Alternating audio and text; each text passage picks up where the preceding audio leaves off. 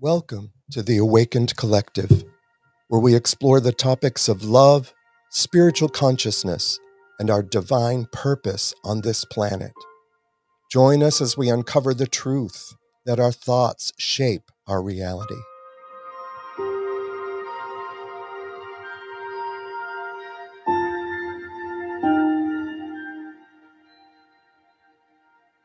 Welcome to the Awakened Collective.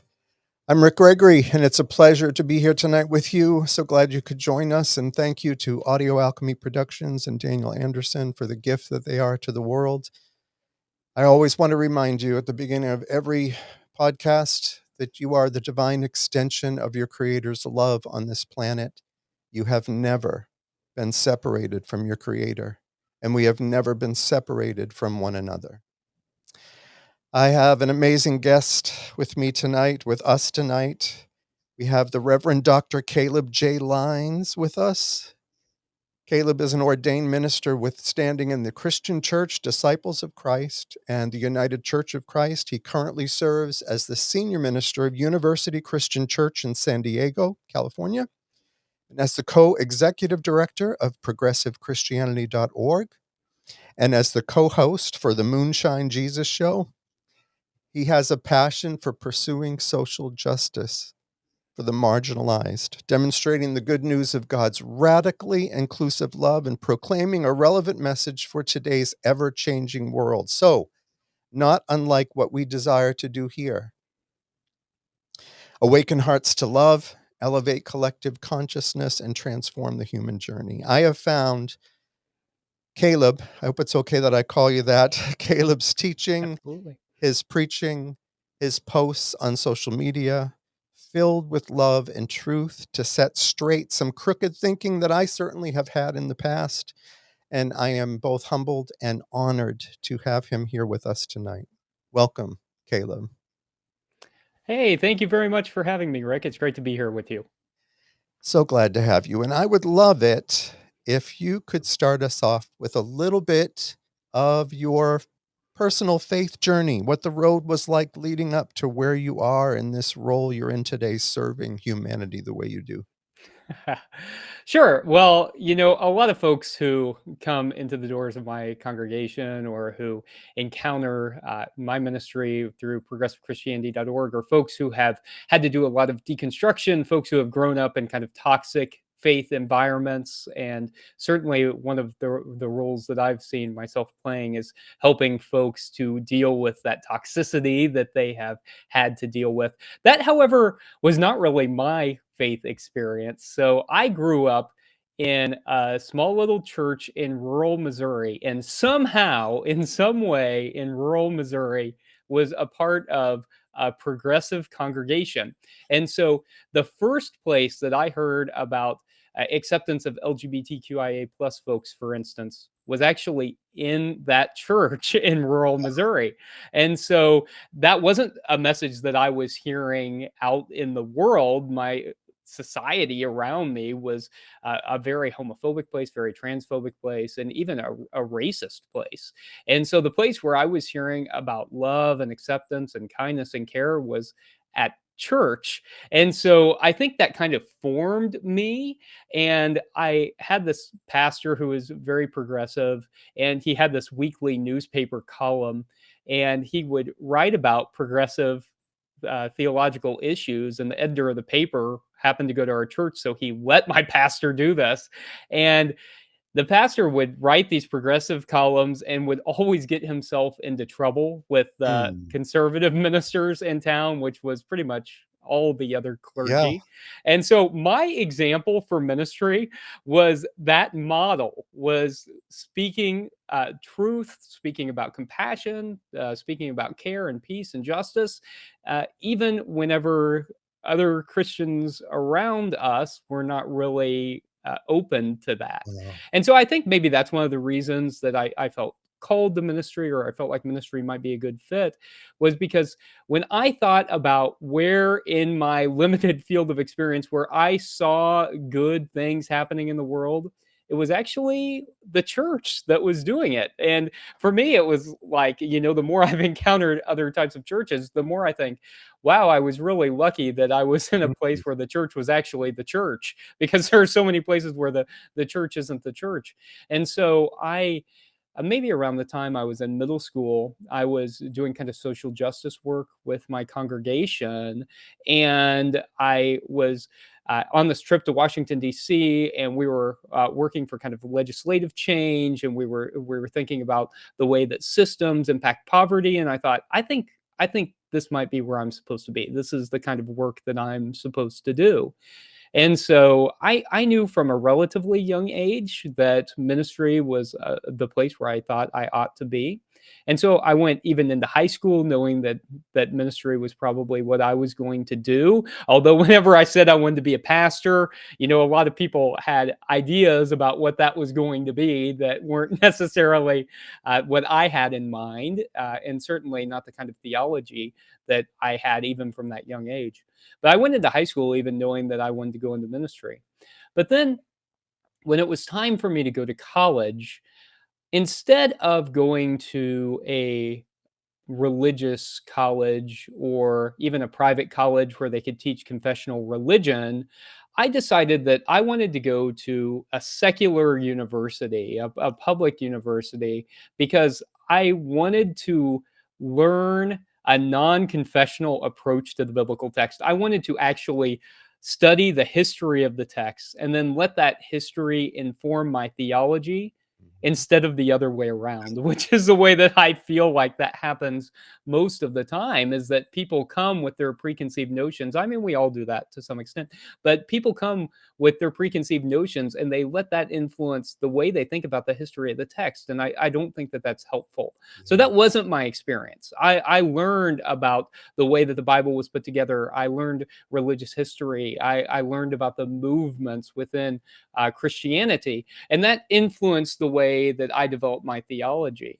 And so then when I went off to seminary at Yale Divinity School, a lot of people, as they were exposed to the historical critical method for the first time, and they began to kind of deconstruct the text, they really struggled. That they felt like their faith was falling apart, and I never really Oh, had that in the same way, because my faith was built in a little bit different way, that all of the things that people really were clinging to, things like, say, Jesus' divinity, or ideas of the Trinity, or ideas of biblical inerrancy, were things that really I never believed. They were never really a part of my field of experience. And so when I got to seminary and other folks were being exposed to these other ideas for the first time, and we're trying to figure out what that meant for them, uh, for me it was just stuff that was enriching my faith, because my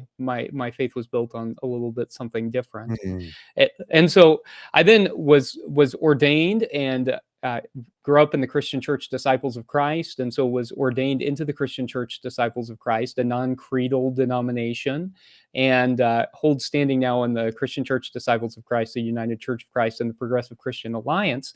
But all the places I've served in ministry have been places where they have allowed me the freedom of the open pulpit to say the things that I need to say, and feel like I'm supposed to say. And particularly this congregation I'm serving now, University Christian Church, has really allowed me the freedom to say, hey, look, I know that there are a lot of traditional beliefs about a lot of things. And based on the things that I've learned, here's what I think. And here's how I think a lot of maybe Orthodox Christianity really misses the original message of Jesus.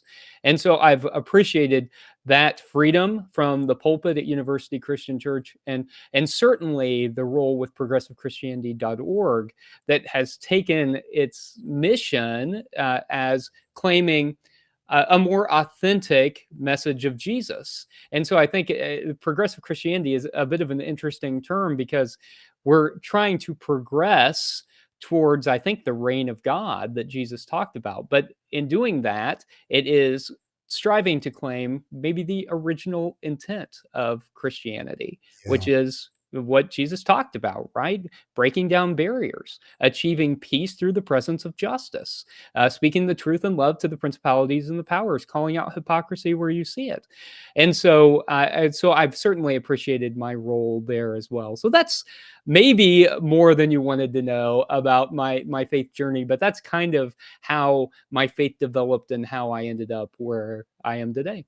I think that it was fascinating. I mean, the foundation that you had, um, it's nothing short of a miracle for me to hear that, a little church in Missouri, the way that you were taught in that little church, when, like you said, all around you, you couldn't find that message anywhere, but you're in that little Mhm. church hearing something like that many years ago is just to me, that is, it's miraculous. And that foundation that you went into your education with, that you said other people were wavering because their faith was being shaken by some of what they were hearing and understanding, and yet your approach to gain the knowledge that you had was different, and it just I seems divine guidance to me. That's all I get when I hear that. There was something at work to lead you on that path.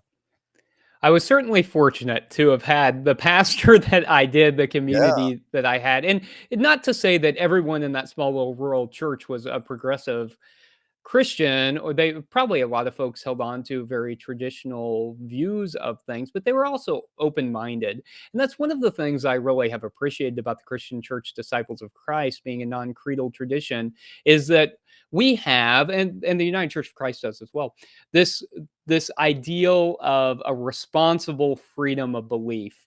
And sometimes people say, oh, well, that means you can believe whatever you want. But that's not really true. It's not just like a complete freedom of belief, it's a responsible freedom of belief, which means that you do theology as community together and that your theology has to be able to stand up to intellectual interrogation. And if yeah, it can't stand up to intellectual interrogation, then what kind of theology is that?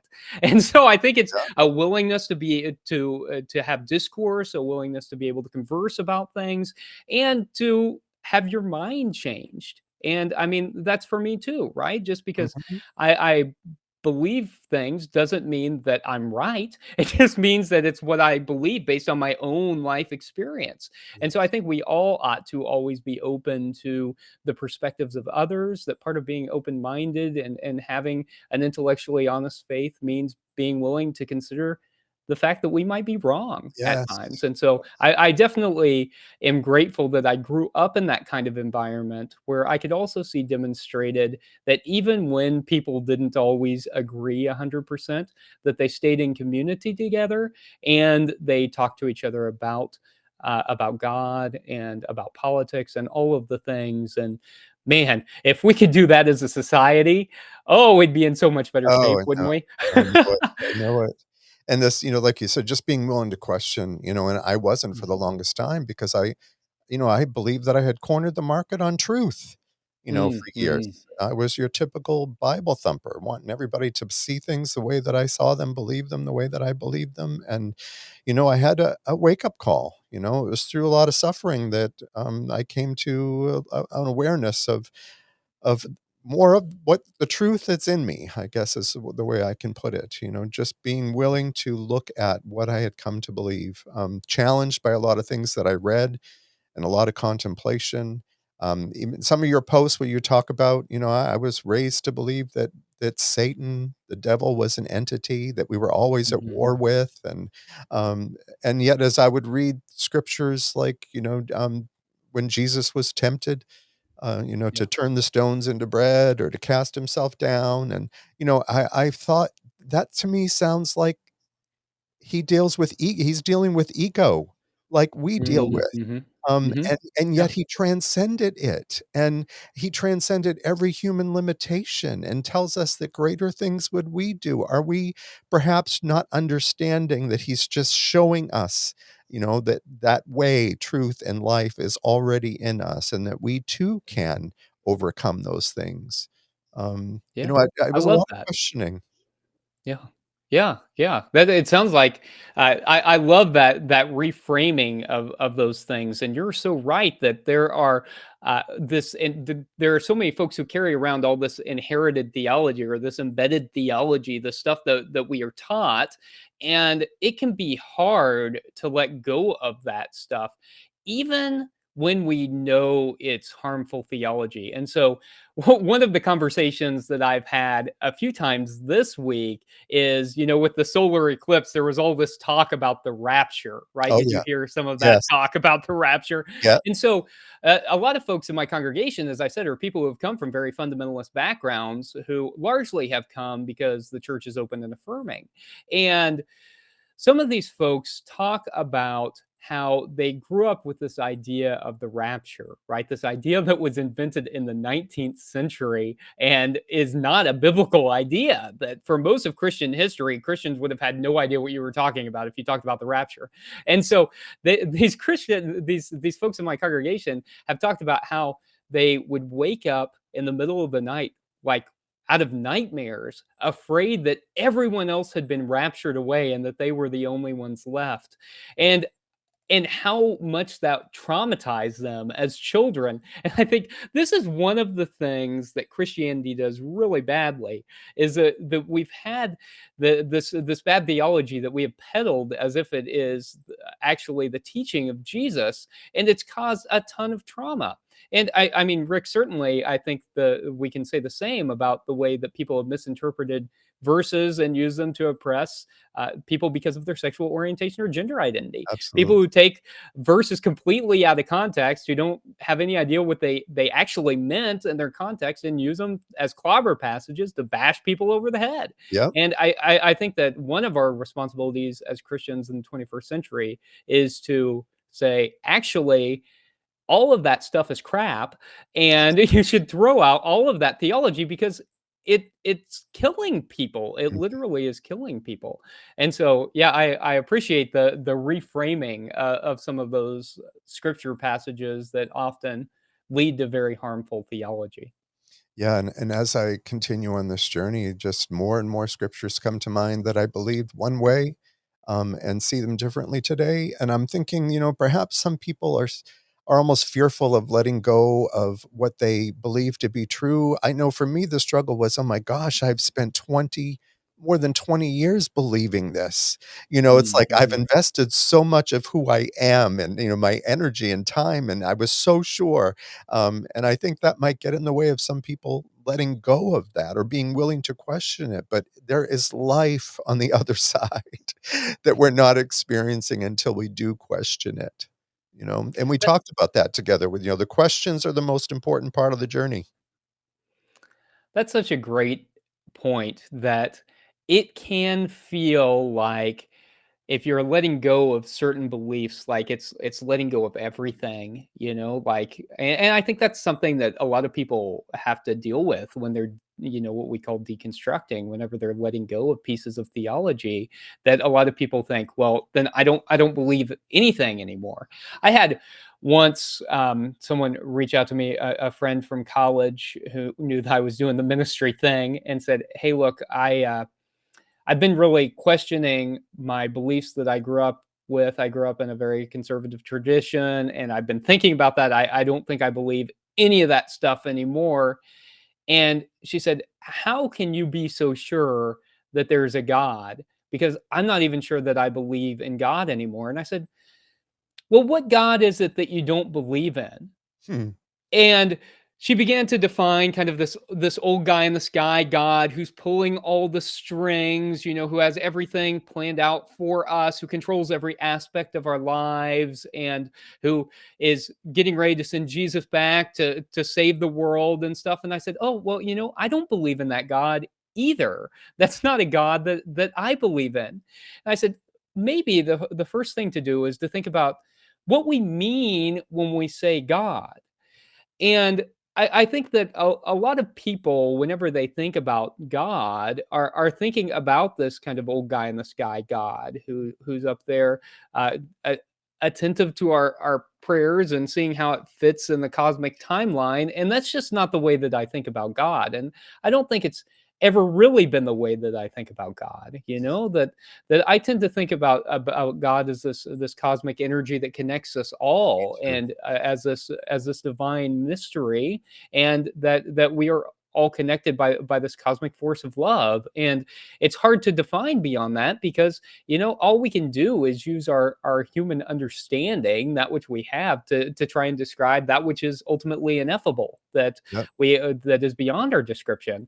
And so I think that one of the things that is important as people are deconstructing is to recognize that, look, this doesn't have to be something that means we don't have faith in anything anymore.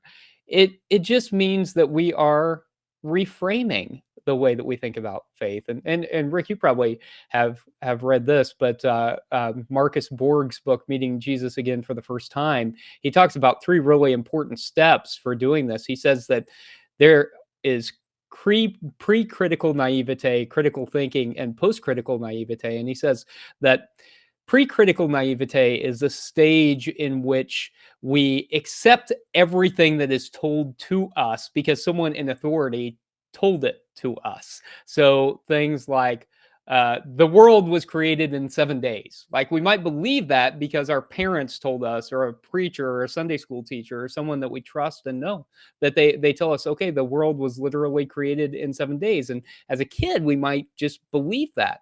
But then we eventually enter this stage of critical thinking where we're, say, in science class and we're learning that actually the earth was formed over several billion years. And that doesn't quite compute with what I thought I knew about how the world came to be. And so that critical thinking stage, I think, is the stage in which people often deconstruct and say, well, if the world wasn't created in 7 days, then that means that story is false and the Bible is false and God isn't real and all of that. But I don't think that that's necessarily the only conclusion to come to in that stage of critical thinking. And so Borg talks about then a third stage, post-critical naivete, where after we have recognized that, okay, yeah, the world wasn't literally created in 7 days, that it was formed over several billion years, that we begin to ask the question about, what does that mean? That can a story be true without being factual? And to accept that, okay, well, this is an etiology, the first creation story, and it's showing us that God is present in the midst of all things, and that God is with us through all things. And so post-critical naivete helps us to enter this stage where we can see truth in stories, even if they're not factual. And Mm, so I think if more folks are able to do that, then it can feel less like the world is falling apart as yes. we let go of some of these ideas that we've held on to for a long time. And I have not read that book, but I will be ordering it after this podcast. Yeah. That sounds wonderful. It really, really does. Yeah, I was thinking as you were talking about, I've heard it said that the biggest obstacle to finding God is the concept of God, because we all have so many things that we have adopted, conditioned by, all kinds of teachings and those in Mm, authority, and mhm. a lot of injury has been done. And then, like you said, we just want to throw the baby out with the bathwater. Yeah. And that's not necessarily the right thing to do, or that, I just also tell folks in the program, and by program I mean in recovery, I have Mm, sponsees, and a lot of folks, we lose a lot of folks at like that third step when we mm, make a decision to turn our will and our lives over to the care of God as we understand God. And a lot of folks, because of their trauma, walk out the door with that. And so, for folks that struggle, what we typically do is have them sit down and, like you mentioned, rather than the reverse, but we say, make a list of what the characteristics would be of a God that you could do business with. And, mm, mhm. they'll begin to make a list of, kind, loving, forgiving. And, I'll have my list over here. And, by the end of that list making, and we compare our lists, we find how similar they are, that, and where do those attributes come from? I would say to them, they came from within me. And that is where the kingdom of God is, in me. So if I would just listen to what's in me, and it comes out on paper, what I believe the God that I can do business with is like, sure enough, I that is the God that I serve today, and, Mm, mm. I just, there's a lot of that trauma out there. In fact, this week, actually a couple of weeks ago now, I wanted to ask you this, and I'm Yeah. sure that you deal with this, and you've already mentioned that folks come into your church, and even though perhaps you didn't grow up in the same kind of environment, they come in with trauma. I had an old church friend, as I said earlier before we started the podcast. I've only got a handful of those left, but that saw some of my posts that I was sharing, and basically came out and said, "Rick, do you not believe in hell anymore, or the second Mm. coming, or the rapture?" And then proceeded to say that I had fallen and that I had been bewitched.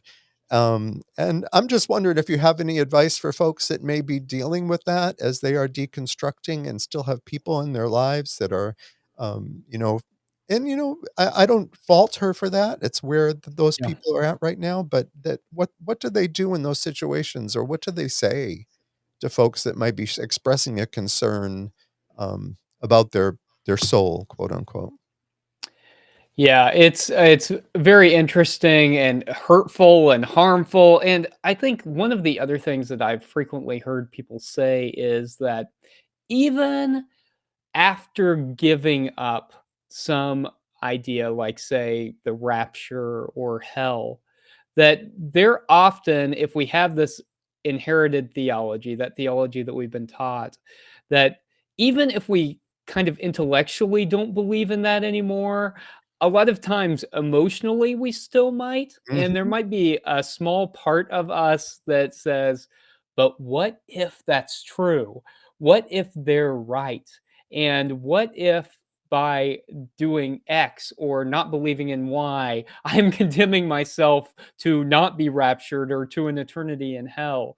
And so I think that a lot of times that is one of the psychological things that is going on whenever we have these conversations, is that we sometimes can have that own self-talk about what our own future is, or whether we've made the right decision. I think that to a certain extent, you have to decide how much you want to engage in theological conversation. And certainly, if people are coming at you and telling you you're going to Yeah. hell, you have to decide which of those relationships are ultimately life giving and which ones aren't. And that can be a very difficult thing to do. And, it could also be conversations where we sit down and say, hey, look, I love you. I really want to remain in relationship with you, and I cannot stomach any more of your theological stuff. Yeah. So, if we're going to stay in relationship together, you're going to have to not say that, or else I'm going to set a firm boundary here. And the boundary is that we're just not going to be able to communicate.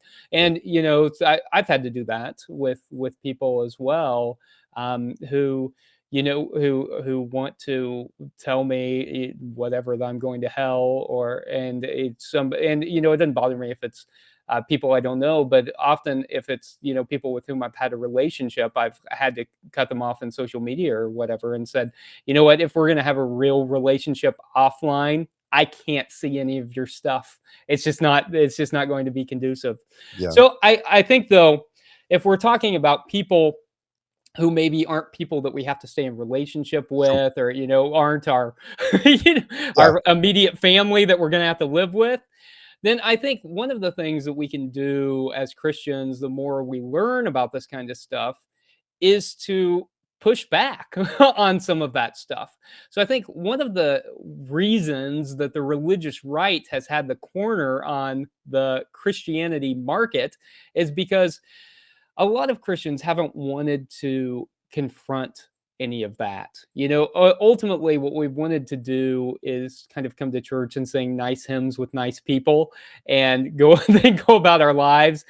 And mainline Protestants, I think in particular, which of course is where I find myself on this religious spectrum, have thought that that this was really a minority position, or it really wasn't even worth responding to, which clearly was not the right thing to do and was also not accurate.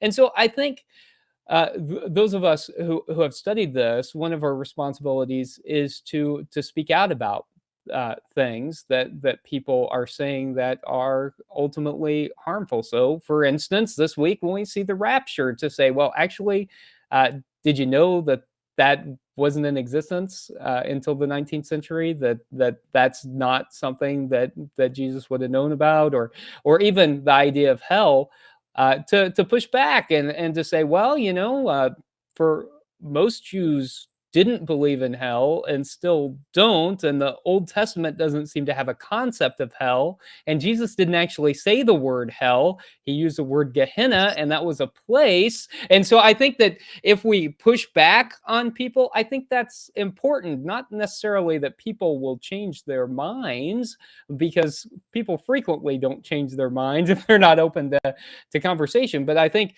changing the narrative is Hmm. really important, because people think you have to believe in that stuff. Yeah. And I'll even get people in my congregation who will say, wait, you don't believe in hell? And I'll say, no, I don't believe in hell. I don't believe in the literal devil, and you don't have to either. If you do, okay, you have the right to believe whatever you want, but think about what that means. What kind of theology does that lead to when we think that God would condemn whole groups of people to eternal suffering without any chance of reconciliation?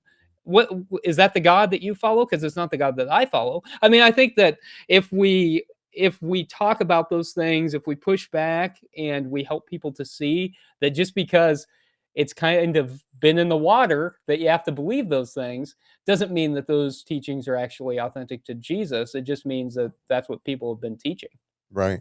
And, to be you can do that in kindness and in love. Sure. Just Yeah. share your truth. I mean, we do it in the rooms of recovery all the time. We share our experience.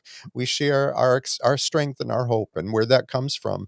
And, it clicks with folks, and they Yeah. begin to ask. They want to know more, Mm-hmm. but when you Hmm. come at people in anger, that's when that faucet gets turned off and they don't want to hear it. But just Yeah. living our authentic selves and being who we are in the world, Mm-hmm. sharing what we believe to be true, and kindness and love, it opens up people's ears, and we're expecting folks to.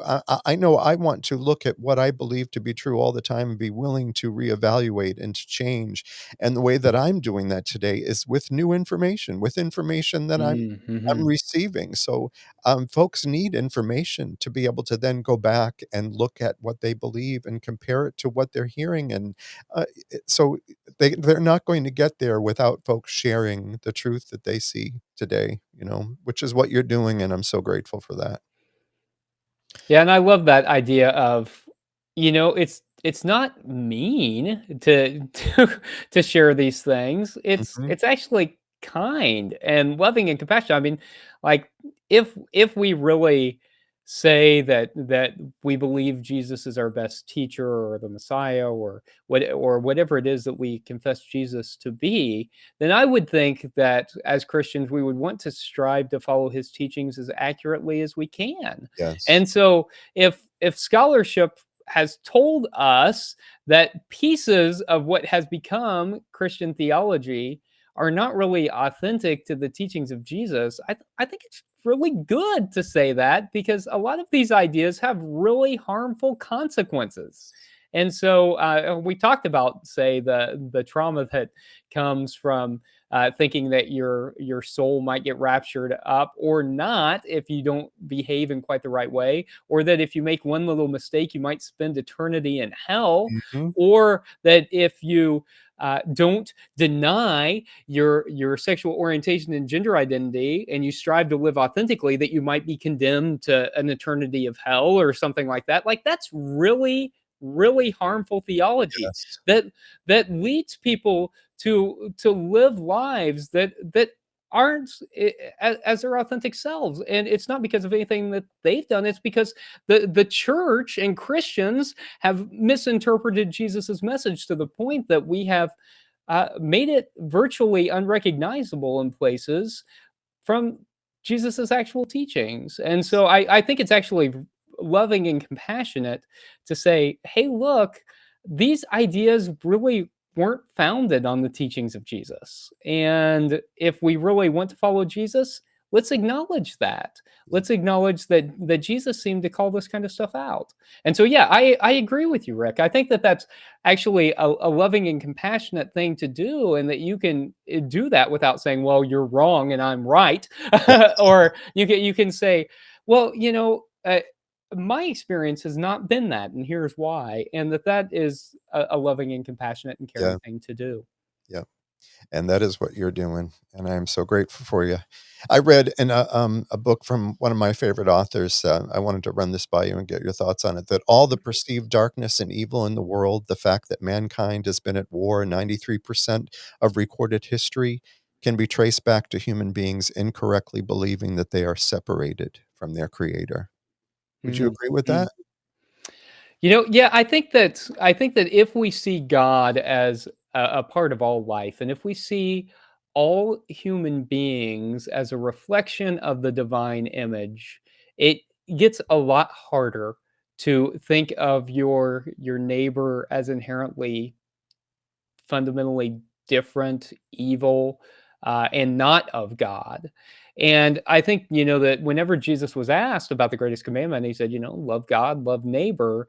And I think one of the things that meant was that we ought to see God in every person and every neighbor, that the way God is made manifest in our world is through the presence of others. And then, in the Gospel of Luke, he was asked further what that meant. And he told the very familiar story of the Good Samaritan, which was the story of a foreigner who was looked down upon by the Judeans, and he was saying that God is actually present in the people that you don't expect, the people you don't like, the people you don't want to love, and you have to love them too because that's God.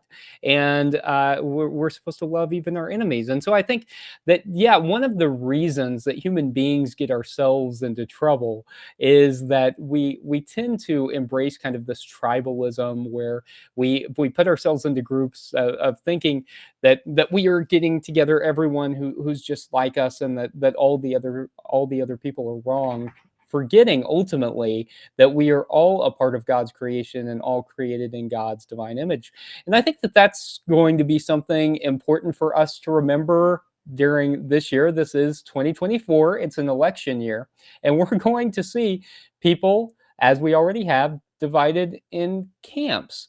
And I think one of the things that does is that it really closes down our ability to listen to other people and our ability to to see God in the faces of other people.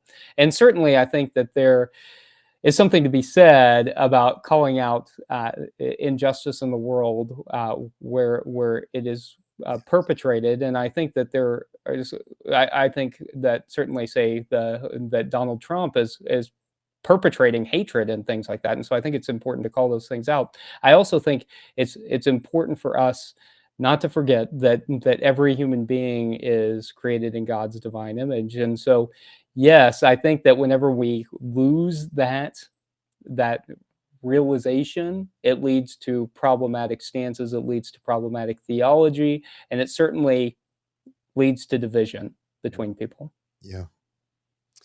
Thank you for that. And I wanted to talk to you about what you have going on. So, you are the co-executive director with progressivechristianity.org, and you have a podcast with them called The Moonshine Jesus Show. Yes. That would have raised some eyebrows years ago for me. Tell us about that.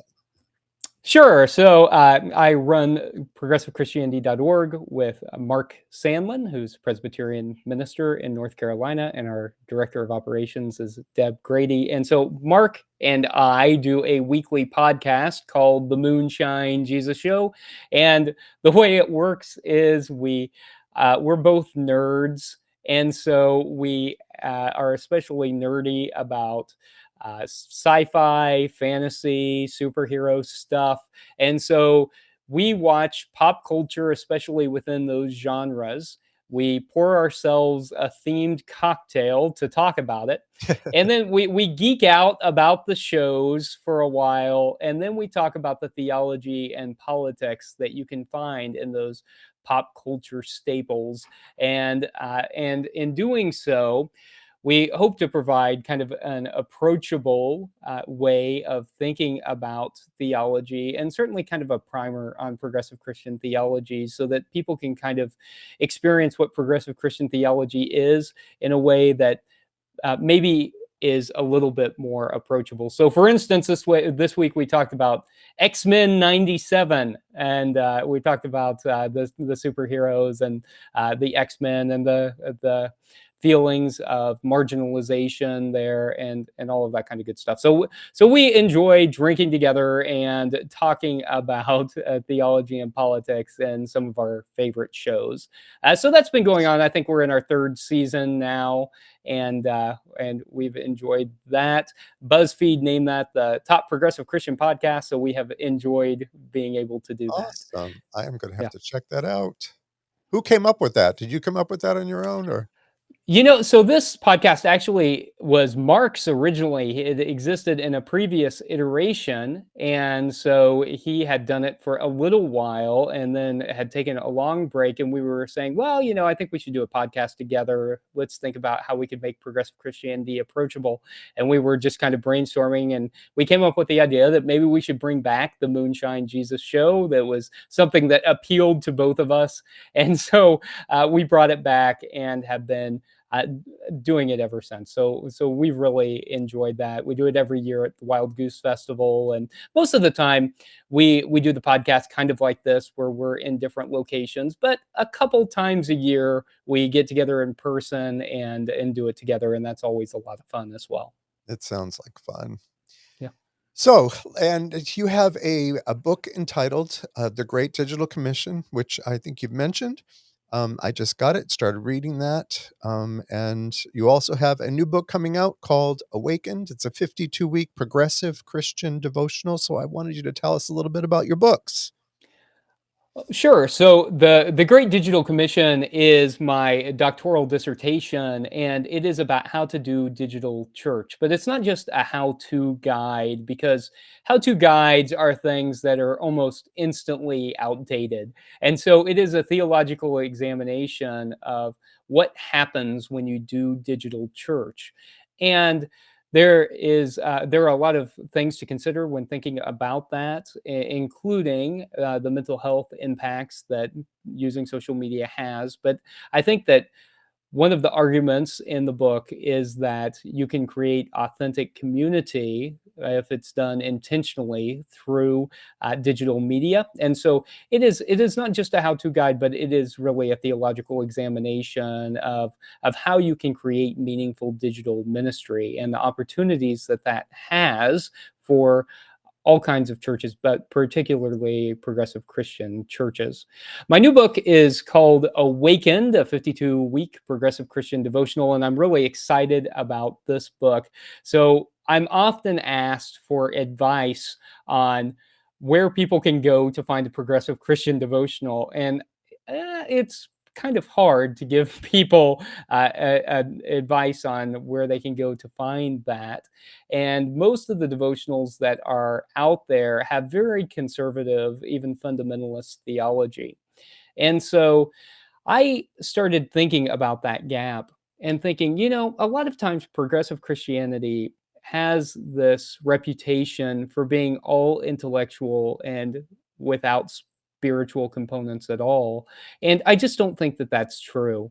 And so I've picked 13 progressive Christian themes. So, for instance, climate change, LGBTQ plus inclusion, faith and science, questioning of beliefs, reign of God in opposition to empires of the world, just different things that progressive Christians believe. And there are 4 weeks on each theme. So 13 themes, 4 weeks on each theme. And each devotional is structured in this way, that there's a scripture verse. There is a meditation where I talk about what that means in its context and what that means for us today in a kind of an approachable way, but a way that is informed by biblical scholarship. And then reflection questions that people can either use personally or that they can use in a small group. We're going to use them in small groups in my congregation. And then a spiritual practice. And so each 4-week section has a different spiritual practice. And I think a lot of people really long for spiritual practices, but don't really know how to engage in those in a very meaningful way. And so I walk people through a variety of different spiritual practices. And so each week is kind of set up like that. And the thought is that people read the book at the beginning of the week, and then later in the week, preferably midweek, like on Wednesday, I have a video that goes along with that.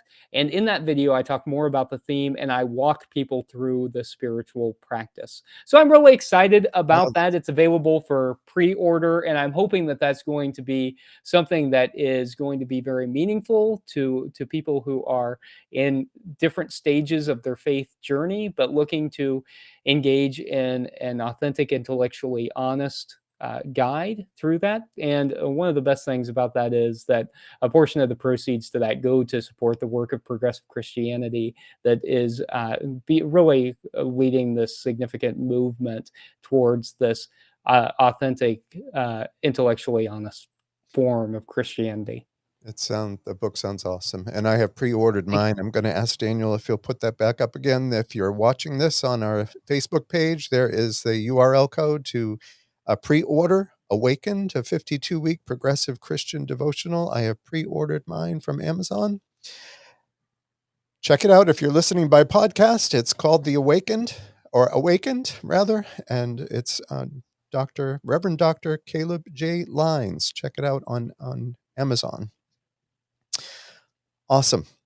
I wonder too, you said, folks have a difficult time finding a devotional, a progressive Christian devotional. Where do they go to find a progressive Christian church? Like how does one identify where they're at? So, one resource is on progressivechristianity.org. We have a list of networked faith communities, and so you can go there. One of the guides that I often give people, because there are all forms of progressive Christianity, especially in terms of liturgy and what people are comfortable with. And progressive Christianity is really a big tent movement, and people have a variety of different beliefs. Obviously, that's one of the values of progressive Christianity, and also a variety of different ways that they experience meaningful worship. And so, if you are connected with a denomination that has an open and affirming arm, some kind of body that says that a church has gone through the work to be fully accepting of people regardless of sexual orientation, gender identity, that those open and affirming arms tend to have church finders, and those are really good ways to find a local faith community.